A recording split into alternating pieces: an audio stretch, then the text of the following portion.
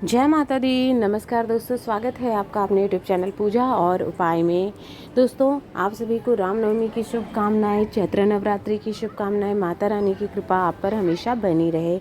इस वीडियो में नवरात्रि अंतिम दिन की पूजा कैसे करनी है, यानी कि नवमी का पूजा कैसे करनी है। अगर अंतिम दिन आप अष्टमी की पूजा कर रहे हैं तो कैसे करना है, हवन कैसे करना है, हवन में क्या मंत्र बोलना है, क्या भोग लगाएं, कन्या ना मिले तो क्या करें, इन चीज़ों की जानकारी आपको देने वाले हैं। तो दोस्तों, जैसे कि आपको बताया है, बहुत से लोग जो स्टार्टिंग का व्रत रहते हैं, फर्स्ट डे और अष्टमी का व्रत रहते हैं, वो लोग जो है अष्टमी को ही कन्या पूजन कर लेंगे और लास्ट पूजा करते हैं। और जो लोग 9 दिन का व्रत रखते हैं वो लोग नवमी को पूजन करते हैं, हवन करते हैं और साथ ही साथ उसके बाद जो है कन्या पूजन करते हैं। उनका लास्ट डे होता है। हाँ, लेकिन व्रत का पारण वो अगले दिन ही करेंगे।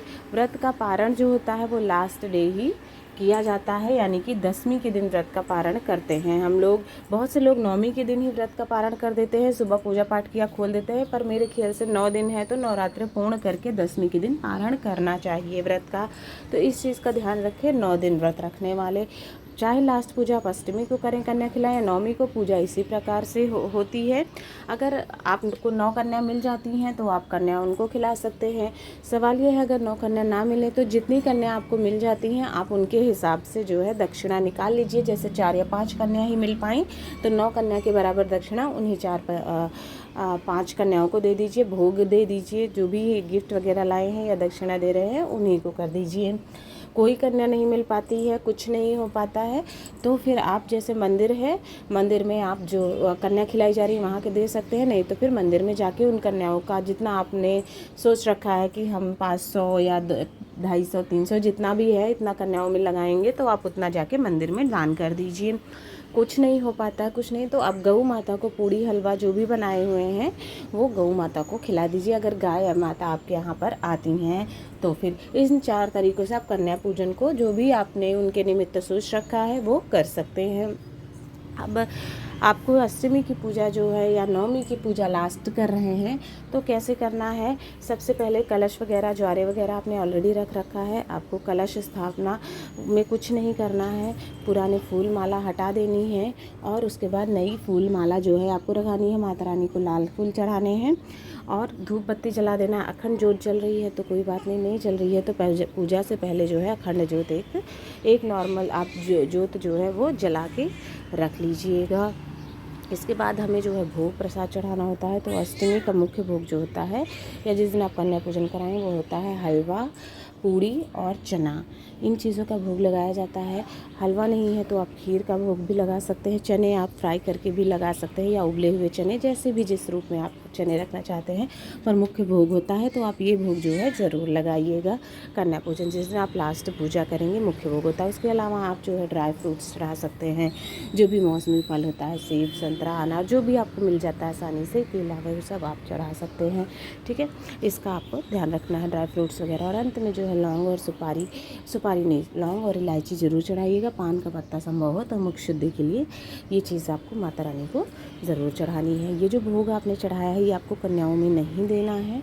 आपको सिर्फ जो है ये अपने परिवार के सदस्यों में प्रसाद बांटना है। कन्याओं को जो आपने अलग से बनाया हुआ होगा, पूड़ी सब्जी हलवा वगैरह खीर वगैरह, वो आपको कन्याओं को देना है। ठीक है, उसके बाद सुहाग सामग्री ज़रूर अर्पित कर दीजिएगा। कम से कम जो मुख्य सामग्री होती है जैसे चूड़ी, बिंदी, मेहंदी, महावर, ये सब चीज़ें कम से कम 5 तो ज़रूर रख दीजिए दान के लिए। नहीं है तो आप कम से कम 7 11 जितनी आपकी सामर्थ्य है उस हिसाब से आप कर सकते हैं। ठीक है, इसका उसके बाद जो है आप दुर्गा चालीसा पढ़ लीजिए, दुर्गा सप्तशती या माता के मंत्रों का जाप कर लीजिए, भजन सुन लीजिए। इतना काम आपको कर लेना है। ये इसके बाद आपको आरती की तैयारी कर लेनी है। तो आरती की थाल सजा लीजिए, स्वास्तिक बना लीजिए, कपूर रख लीजिए और घी की बत्ती से आरती की तैयारी कर लेनी है। फिर उससे पहले आपको हवन करना है। आप अपने घर में हवन कर सकते हैं, पंडित जी को भी बुलाने की ज़रूरत नहीं है, चाहे तो बुला सकते हैं, नहीं तो आप अपने खुद से हवन कर सकते हैं। छोटी से पात्र मिट्टी का लीजिए या हवन का कुंड आपके पास है छोटा सा तो आप उसमें हवन कर सकते हैं। हवन सामग्री मार्केट में इजीली मिल जाती है, वो ले लीजिए। और उसके साथ ही साथ लकड़ी आम की आती है वो ले लीजिए, या फिर उपले आते हैं वो ले लीजिए। हाँ, हवन को जलाने के लिए कपूर और हवन सामग्री तैयार कर लीजिए और कर लीजिए। हवन में किन मंत्रों का बोलना है वो मैंने स्क्रीन पर लगा दिया है। उन मंत्रों का उच्चारण करके आप आसानी से हवन अपनी पूरी कर सकते हैं। ठीक है, तो आरती से पहले हवन ज़रूर कर लीजिएगा। हवन से घर क्या होता है, शुद्ध हो जाता है। खुद से कर सकते हैं, कोई बड़ा काम नहीं है।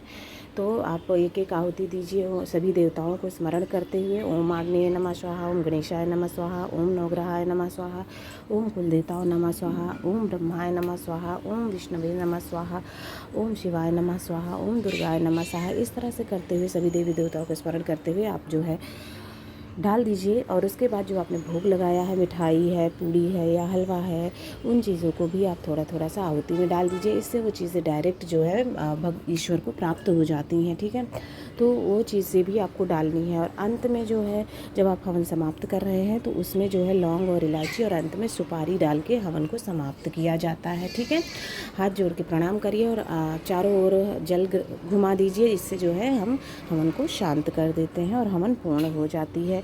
इसका आपको ध्यान रखना है। इस तरह से अंत में सुपारी डाल के हवन जब आपकी पूरी हो जाती है तो उसके बाद आपको आरती की तैयारी शुरू कर देनी है। आरती जो है आप विधि विधान से गा करके कर दीजिए। पूरे परिवार एक साथ इकट्ठा होकर के करिएगा, इसका आपको ध्यान रखना है।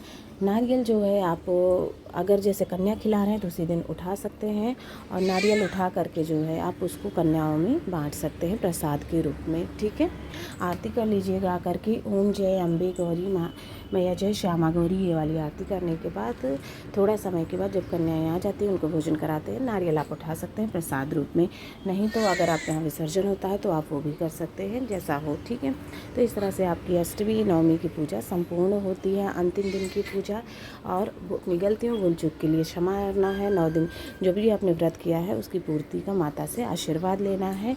मनोकामना से आरती को शांत कर दीजिए। सामर्थ्य के अनुसार दक्षिणा जो भी है वो आप दे दीजिए। बाद में जो है आप प्रसाद परिवार में बांट दें, और जो सुहाग सामग्री है कुछ सामग्री अपने लिए ज़रूर रखिएगा, और कुछ जो है आप दूसरी सुहागन स्त्री को भी दे सकते हैं। सारी सामग्री मत रखिए, कुछ ना कुछ अपने लिए माता रानी का आशीर्वाद समझ के, जैसे चूड़ी है, सिंदूर है, कुछ ज़रूर रख लीजिएगा।